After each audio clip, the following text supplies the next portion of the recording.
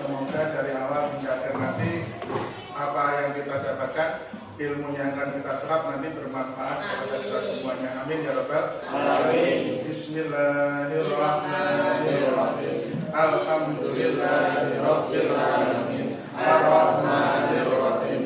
Maliki yaumiddin. Iyyaka na'budu wa iyyaka nasta'in. Ihdinas siratal mustaqim. Siratal ladzina an'amta 'alaihim ghairil maghdubi 'alaihim waladdallin. Bismillahirrahmanirrahim. Raditu billahi rabban wa bil islami dinan wa bi Muhammadin nabiyyan wa rasulan rabbi zidni ilma warzuqni fahma waj'alni minas sholihin. Amin ya rabbal alamin. Alhamdulillah. Untuk kesempatan kali ini kalian saya ajak untuk mempelajari materi yang sudah Pak Rois sampaikan untuk dipelajari hari ini, yaitu bab keempat, indahnya kebersamaan dengan sholat berjamaah. Silakan sambil memulai atau mengawali, silakan dibuka semua buku paketnya dan buku tulisnya. Kalau minggu yang lalu Pak Rois sedikit membahas tentang materi ini di awalnya, yaitu rencana kita hari ini untuk mempelajari mengenai konsep tentang sholat berjamaah. Kita masih membahas mengenai konsep sholat berjamaah, dan nantinya ke depan kita akan lebih lanjut untuk mempelajari tata cara sholat berjamaah, prakteknya, kemudian cara membiasakan sholat berjamaah baik di rumah, musola maupun masjid setempat kita. Sebelum kita memulai pelajaran hari ini, Pak Rois mau mengecek kelengkapan absen untuk hari ini. Hari ini waktunya ganjil ya.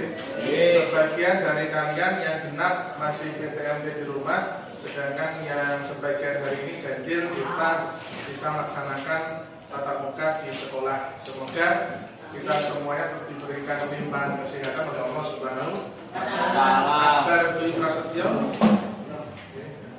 Almaira, Ammar Alfian, Arta Gandes, Dewi Ervina, Dimas Raditya, kemudian Fadil Nurrahman, Ferry Agung, kemudian Galih Nur Cahyo, Irfan Surya, Miki Faridatul Husna, Muhammad Fadil, ya, Muhammad Edlin Perkasa, hadir, Retna Gita Kusuma, Putri Istiamingrun, oh Putri kenapa? Putri Sarun, kecil. Rahma Maulida, Riva Fajar Prasetyo. Ya, alhamdulillah hanya Putri yang izin. Silakan dilihat, dibuka buku tulisnya mulai halaman 47 dan sambil diperhatikan slide yang Pak Rois sampaikan di depan layar. Di depan sudah bisa kalian baca bahwa materi hari ini sesuai dengan rencana pembelajaran pertemuan pertama. Kita membahas tentang sholat berjamaah dari segi konsepnya dulu.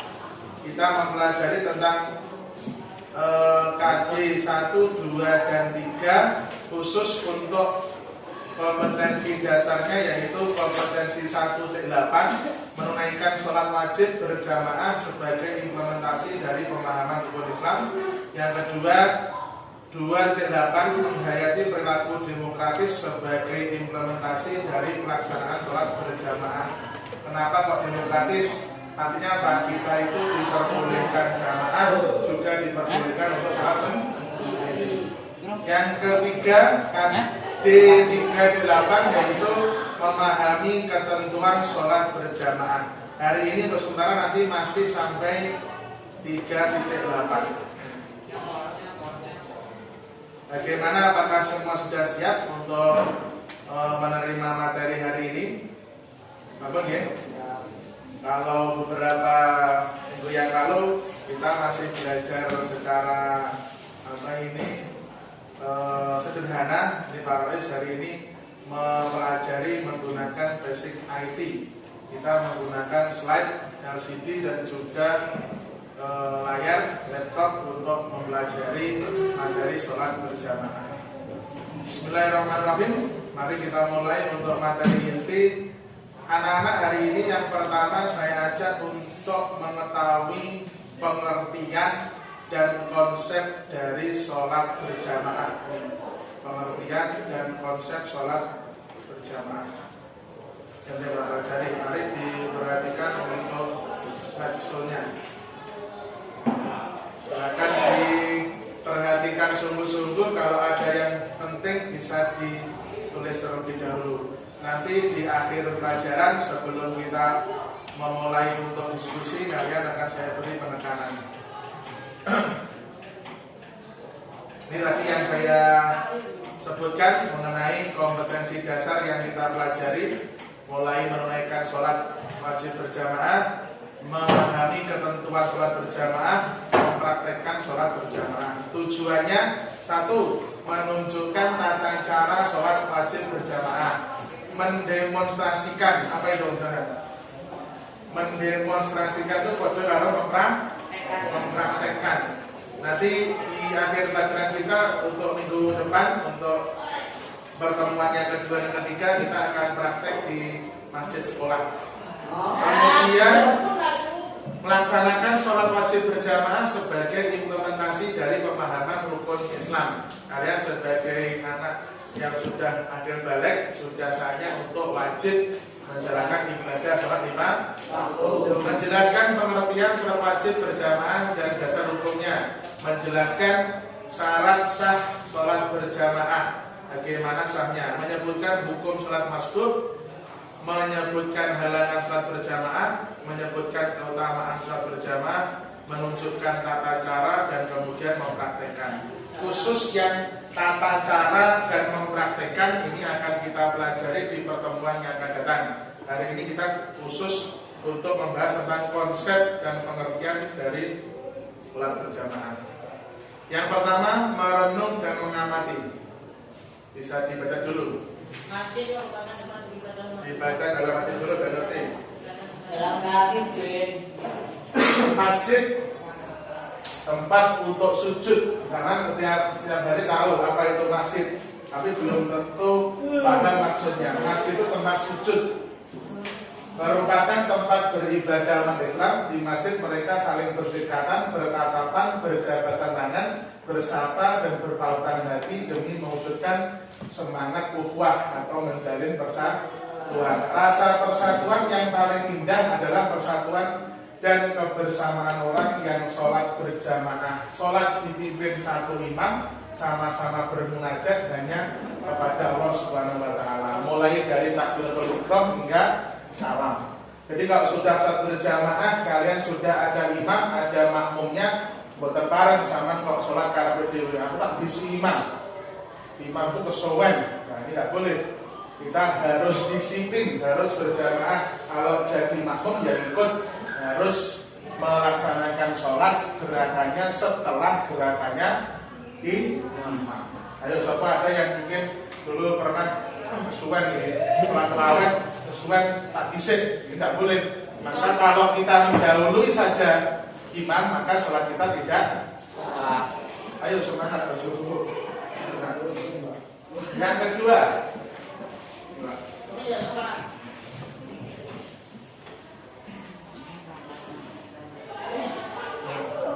silakan untuk diamati bagaimana.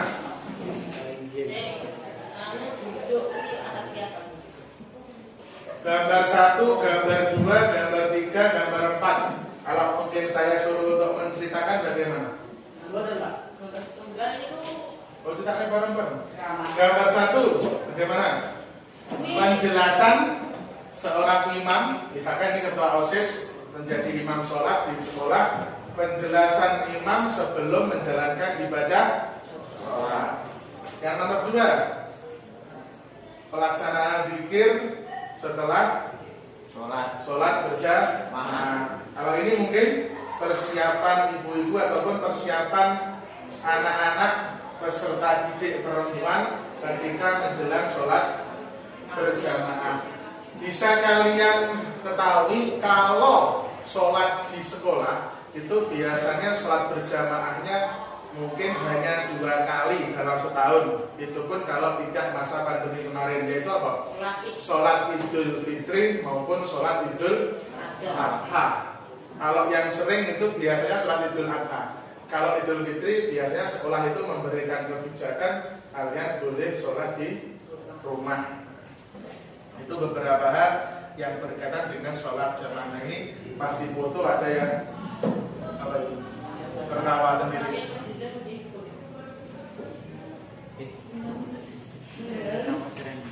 Saya lanjutkan.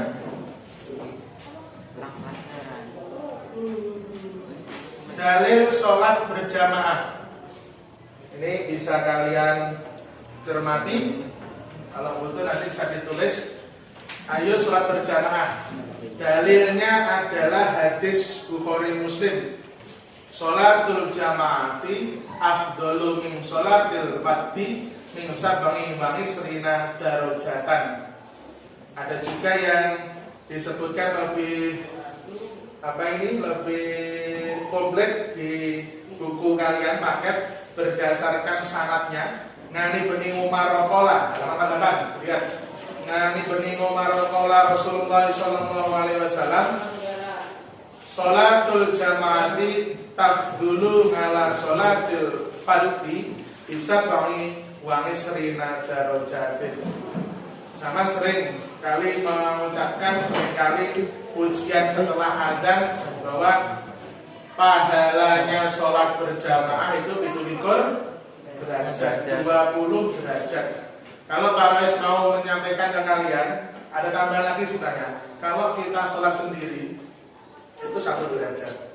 Kalau berjamaah di rumah cuma 2 orang saja pun, jadi berjamaah 2 orang di rumah itu pahalanya sudah 27 derajat. Kalau misalkan sholat sendiri di musola, ya, di musola kecil di dekat rumah sampean, itu pahalanya 5. Kalau kita misalkan sholat berjamaah 5 kali 27 berapa? 20 kali 5 20 kali 5 100. 7 kali 5 35. 135 pahala. Alhamdulillah. Sholat sendiri di masjid kecil itu kalikan 10. Sholat jamaah 27 kali 10, 270. Sholat masjid jamek Al-Munawwar itu pahalanya 100 sendiri. Tapi biasanya kalau kita sholat sendiri itu kadang-kadang belum tentu kita bisa khusyuk, belum tentu kita bisa diterima pahalanya karena kita tidak atau sulitnya untuk khusyuk. Tapi lihat sama sholat berjamaah, umpama tarawih sebagai imam rasa khusyuk, kok enak Senin Buri dhewe iso khusyuk, maka semuanya ikut mendapatkan pahala berjamaah. Lek berjamaah satu saja bisa khusyuk, liyane enak sing wesrek, enak sing gatelan, enak sing rumahnya mau enak bakso liwat. Nah, maka itu semuanya juga kalau ada satu saja sudah termasuk mendapat pahalanya sholat berjamaah. Kalau di Masjidil Haram beda lagi, itu pahalanya bisa 1000 sampai 10.000 kalau mengalihkan. Kalau kita jangan ibadah haji di sana, maka bisa dipastikan pahala kita akan melimpah ruah. Alhamdulillah. Berikutnya, dia bareng-bareng ya, ini dibaca dari sholatul jamaati afdalu min sholatil fardhi. Fardhi itu sendiri bisa mengimbangi serina darajatan 27 derajat. Ada yang tanyakan dulu sementara?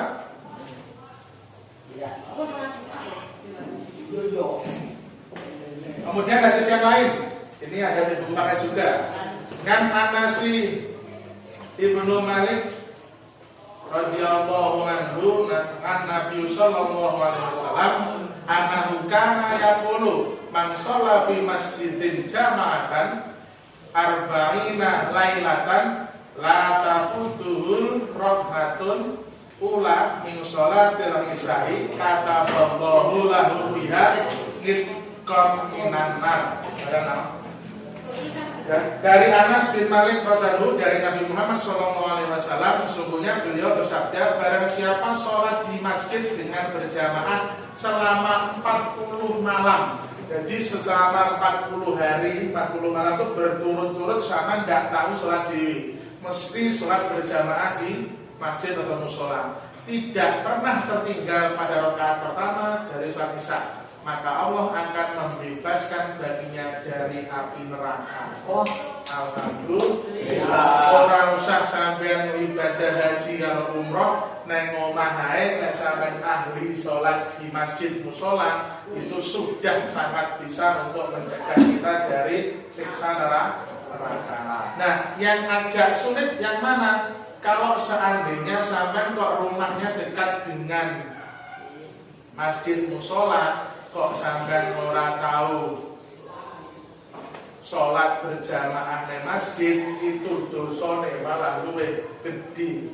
Contoh, kalau misalkan rumahnya jauh dari musola, saya kok tidak bisa jamaah rutin, oleh Allah masih diampuni, dimakbul. Tapi bagi orang yang rumahnya dekat banget karo musola, kok tidak tahu sholat yang jero musola atau jarang ke musola, maka bisa jadi malah terjauh dari ridhonya Allah. Itu sing bahaya kuwi. Wong lek cedhek karo masjid yo penak, tapi nek awak dilalai yo. Kita tidak termasuk orang yang kadang-kadang ketika ada suara adzan, ada ngerameni ya, Pak kayak suaranya elek adzan lah. Kalau kita bisa mendengarkan adzan itu merdu atau tidaknya, itu tergantung dari hati kita terketuk untuk selalu melaksanakan ibadah sholat. Syarat sholat berjamaah, ada imam, ada makmum, dikerjakan dalam satu majelis. Sholat makmum sesuai dengan sholat imam. Tidak ada imam, jelas tidak akan jadi sholat berjamaah. Harus ada makmum. Kemudian kalau misalkan imamnya ini Pak Rois ini sama neng ruang sisi tidak boleh terhalang. Jadi harus satu tempat, itu artinya antara imam dan makmum harus ketahuan. Umpama sampean jero masjid wis sebab sampean sholat neng serambi masjid atau di mungkin di halaman masjid, boleh tidak? Boleh. Asalkan kalian bisa melihat makmum dan bisa melihat gerakan imam. Misalkan Pak Roy sediman yang gini, sama kok sholat yang kelas 9 sana, boleh tidak boleh? Sangat tidak pas. Kemudian sholat makmum sesuai dengan sholat imam. Makmum harus sesuai dengan gerakannya imam dan tidak boleh mendahului. Imam adalah orang yang memimpin sholat berjamaah. Syaratnya sudah balik, berakal sehat, fasih dan hafal bacaan sholat. Jadi sama kalau sudah balik, sama ngimami ibu sampean, ngimami adik sampean yang masih kecil, itu sudah tidak sedang bermakmum kepada orang lain, dan sebagainya. Ya. Kemudian makmum, syaratnya berniat mengikuti imam. Makanya ketika sholat makmum harus gimana? Makmuman lillahi. Nah, harus mengucapkan makmuman lillahi, mengikuti atau makmum dengan imamnya. Kalau imam dari imamah lillahi, sholat sesuai dengan sholat dan sebagainya. Ini sudah maklum. Kemudian macam-macam makmum. Ada makmum masbuk, ada makmum muafiq. Apa itu makmum masbuk? Makmum masbuk adalah makmum yang mengikuti imam ketika imam sudah melaksanakan sholat. Jadi sampean melu-melu di masjid sudah dalam keadaan sholat, itu masbuk. Kalau sampean mengikuti dari awal, itu namanya makmum muafiq. Makmum muafiq itu mengikuti gerakan imam dari awal ketika imam Allahu Akbar awal sama mengikuti, itu namanya makmum muafiq. Kalau sama ketinggalan datangnya ke masjid musola itu setelah gerakannya imam, maka disebut makmum masbuk. Kalau mau masbuk nanti bisa mengganti atau menambahi bilangan sholat.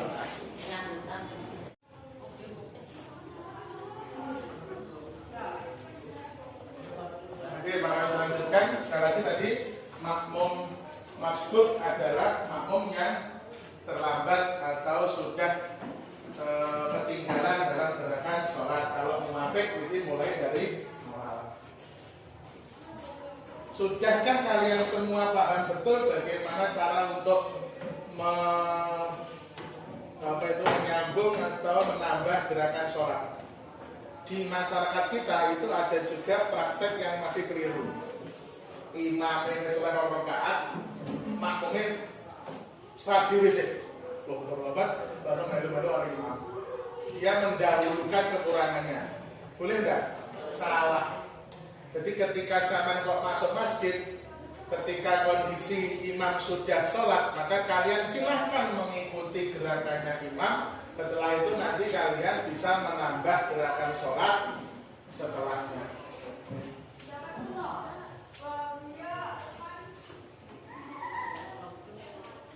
Ini beberapa posisi, bisa dilihat agak lurus sedikit. Ini beberapa posisi yang bisa dipakai ketika kita sholat. Ada yang 2 orang, 3 orang, dan seterusnya, laki-laki dan perempuan. Ada beberapa hal ini bisa kalian pelajari. Itu kalau seandainya, imam dan makmum hanya 2 orang. Ini bukan berjajar gitu, boten, tapi agak ke belakang sedikit. Lek bahasa penanya pokoknya sak ukurannya sikil, kaki. Jadi kalau kakinya imam di sini, kakinya makmum sini. Tidak boleh kok sejajar memang baris, tidak. Harus agak ke belakang dikit. Kakinya kadon ya tidak boleh, kurang abdol. Jadi lebih sedikit aja. Ini kakinya imam, kakinya sahabat boleh dari samping kiri. Ya, nah, makanya dibuat agak gandeng. Kalau laki-laki dengan perempuan di belakangnya yang bagus. Kalau ada 2 laki-laki, imam makmum tadi seperti tadi, belakangnya perempuan. Kalau banyak seperti itu. Jadi yang paling bagus kalau masjidnya terbuka, softnya perempuan itu adalah di belakang. Baru kalau misalkan masjidnya itu ada satir, ada ruangan khusus untuk perempuan, maka perempuan boleh di sampingnya, boleh samping kanan maupun samping kiri. Tapi ruangannya nggak boleh tertutup rapat, harus ada pintu atau sirkulasi untuk masuk ke sana. Ya nggak boleh terbuka, nggak boleh. Ini kalau misalkan 3, kalau 2 dekat, kalau misalkan 3 ini harus ini. Kalau perempuan semua, misalkan di satu majelis, kala itu tidak ada laki-lakinya, bolehkah perempuan itu makmum dan berjamaah? Boleh. Jadi kalau suatu kesempatan sudah masuk waktunya sholat, kok tidak ada orang laki-laki, maka boleh kalian bermakmum dengan imam seorang perempuan. Tapi kalau seandainya masih ada laki-laki, walaupun masih kecil kok sampai boleh, sama boleh jadi imam. Kok misalkan bocah-bocah itu tapi bingung mendadak jangan mendadak imamnya Pak Rawis jadi lagi kok datang imamnya, maka sampean sudah berhak boleh untuk menjadi imam. Tapi orang lain sama baru mau coba ini mau tulis kau. Lah, kau coba berapa pikir tadi waktu bersama kok imamnya malah ngejak guyon. Kau tengah-tengah jalan sudah nomor rakaat baru ngejak betul. Aku tidak bisa. Oh, orang gila tidak boleh. Nah, yang belum ada ini satu. Kalau seandainya ada jamaah anak-anak gimana? Selama kalau sampai nanti jadi orang tua kok takdirin musuh dalam sholat, anakmu malah tidak gampang sholat. Yang baik itu kalau anak sudah bisa diajak untuk disiplin, bisa dikon menang, bisa dikon diajak pokoknya bisa diajak untuk berdialog, maka silakan untuk diajak untuk belajar sholat. Karena gimana? Anak-anak itu yang baik adalah di tengah-tengah antara sop laki-laki dengan sop perempuan. Jadi kalau misalkan anak-anak laki-laki, berarti ini anak-anak perempuan di depannya perempuan. Berarti imam jamaah laki-laki, jamaah anak-anak laki-laki, jamaah anak-anak perempuan, baru jamaah anak-anak jamaah perempuan dewasa. Tapi yang jelas seorang ibu wedok ojo kok sholat karo musairat. Kalau anake, sebenarnya Allah Akbar. Lo mau lucu rame kalau sholat karo ini yang jadinya malah nggak sah. Ada yang mau lucu jadi. Banyak yang seperti itu kan apa baru bodoh jadi lo. Sama kok rame kok belah. Itulah hal-hal yang berkenaan dengan sholat berjamaah. Nih sholat yang boleh kita laksanakan secara berjamaah. Sholat fardu waktu, subuh, zuhur, asar, maghrib, isya.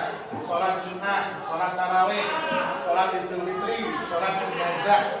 Kalau sholat jenazah itu tidak ada sujud dan rukuknya, hanya takbir. Hanya takbir sebanyak berapa kali?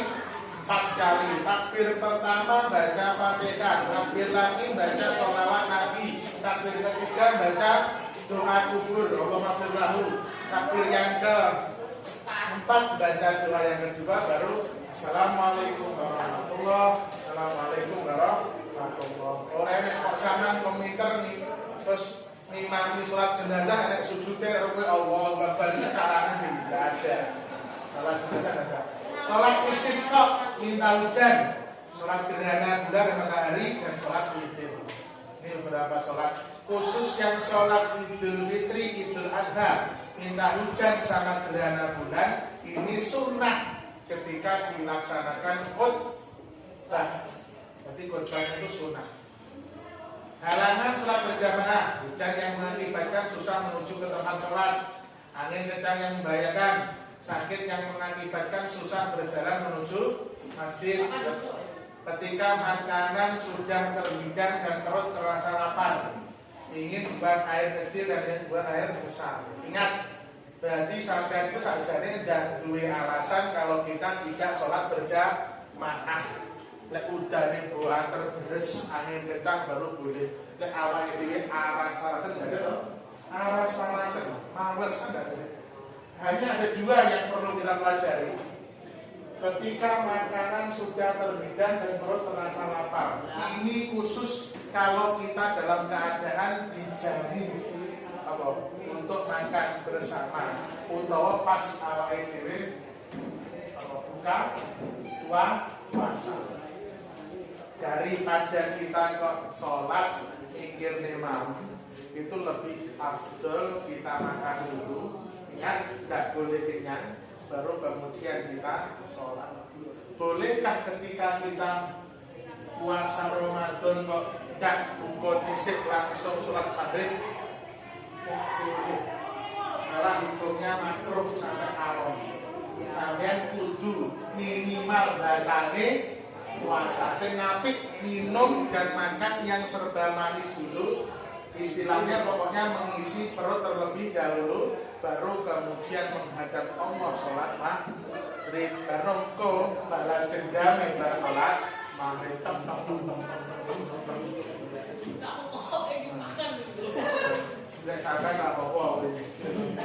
Kalau kita mendahulukan makan sampai kenyang baru sholat, biasanya awal dhewe kena godhone setan malih sholat tema sek akhirnya sholat tema rezeki karo ini yang kedua, ingin buang air kecil besar, kenapa kok tidak boleh? Sebelumnya harus kalian ke belakang dulu, ngempet buang air kecil dan ngempet buang air besar, itu hukumnya juga makruh, tidak boleh.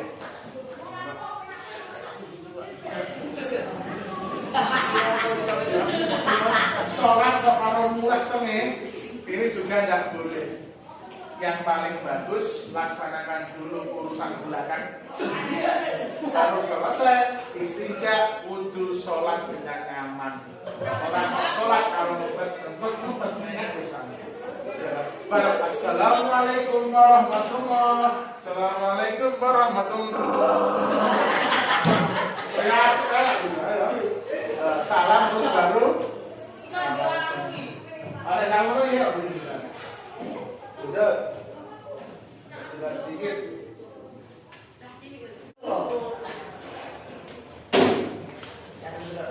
Oke, berikutnya anak silakan didiskusikan dulu materi yang sudah kami sampaikan tadi dengan temannya yang berdekatan. Maka ini berhadapan-hadapan dengan temannya dulu diskusikan.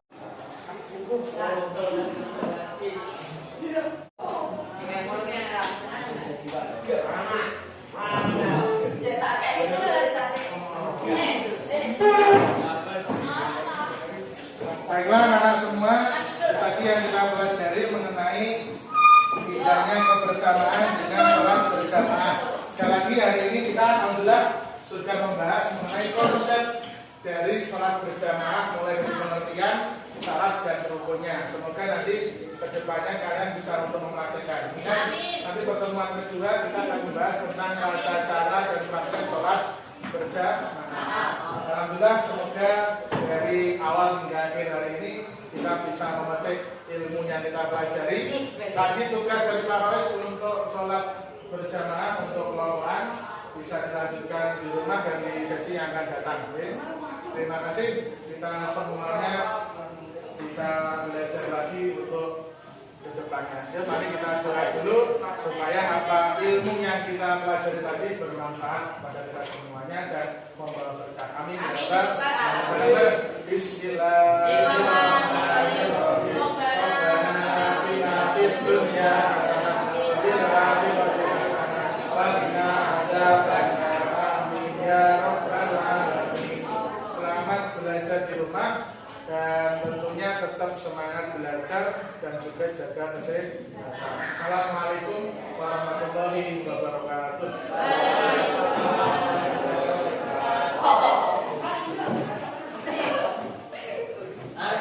Tunggu sebentar.